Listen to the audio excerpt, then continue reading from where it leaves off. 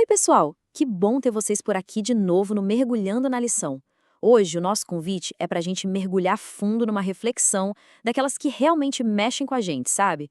Vamos juntos descobrir o que a palavra de Deus quer nos mostrar hoje? E para a gente já começar, eu deixo uma pergunta no ar, uma que vai direto ao ponto. Como é que uma pessoa se enxerga de verdade? Sabe? Lá no fundo, qual é a imagem real que a gente tem de nós mesmos quando não tem ninguém por perto para ver? Olha, para nos ajudar a encontrar uma resposta bem sincera para isso, a gente vai explorar uma história. E que história? Uma parábola contada pelo próprio Jesus, que está lá no Evangelho de Lucas. Pense nela como um verdadeiro espelho, um espelho da nossa alma. Então, vamos lá. A história começa assim. Jesus nos apresenta dois homens que sobem ao templo para orar. O primeiro era um fariseu. Pensa num líder religioso super respeitado na época.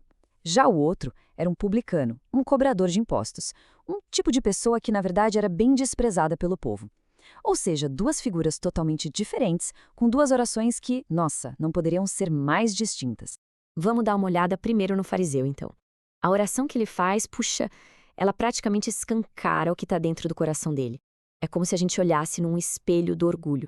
A oração dele é bem interessante. Ele começa agradecendo, o que, de primeira, parece ótimo, né? Mas logo a gente percebe que essa gratidão é toda sobre ele mesmo. Ele está, na verdade, se elogiando.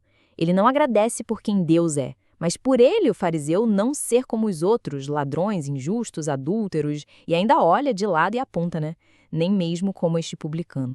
E aí, a gente pode pensar, mas isso foi há 2000 anos. Será mesmo? Pensa um pouquinho na nossa cultura de hoje. A gente respira isso. É autopromoção o tempo todo nas redes sociais, essa busca sem fim por validação, aquela ideia de que eu sou o que eu construí sozinho. No fundo, é uma dificuldade enorme de admitir um erro, de ser vulnerável. É o mesmíssimo orgulho do fariseu, só que com uma cara nova, mais moderna. E o nome que a lição bíblica dá para isso é justiça própria. É aquela crença bem perigosa de que a gente consegue chegar a Deus por mérito próprio, pelas nossas boas ações. Mas o ponto central aqui, o mais importante, é que a palavra de Deus mostra que essa atitude é rejeitada lá no céu. Por quê? Porque quem acha que se salva sozinho nunca vai sentir que precisa de um salvador, não é mesmo? Mas felizmente a história não acaba com o fariseu. Agora a gente vai virar a nossa atenção para o segundo personagem, o publicano. É olhando para ele que a gente vai descobrir qual é o tipo de coração que Deus de fato ouve e acolhe. E olha, o contraste entre os dois é gigante. Essa comparação deixa tudo muito claro, né?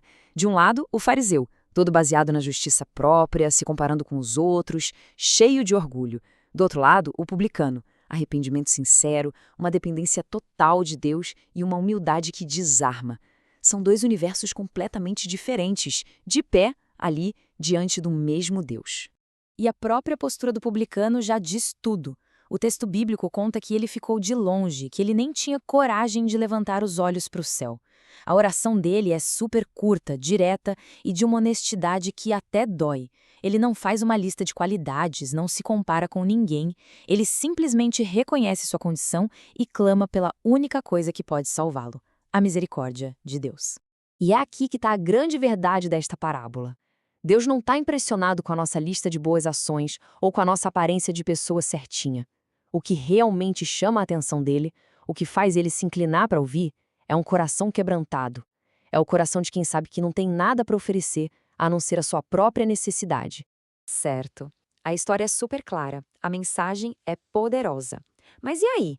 Como é que a gente traz isso para a nossa vida, para o nosso dia a dia? Como cultivar um coração mais parecido com o do publicano? Bom, a lição nos dá alguns passos bem práticos sobre isso.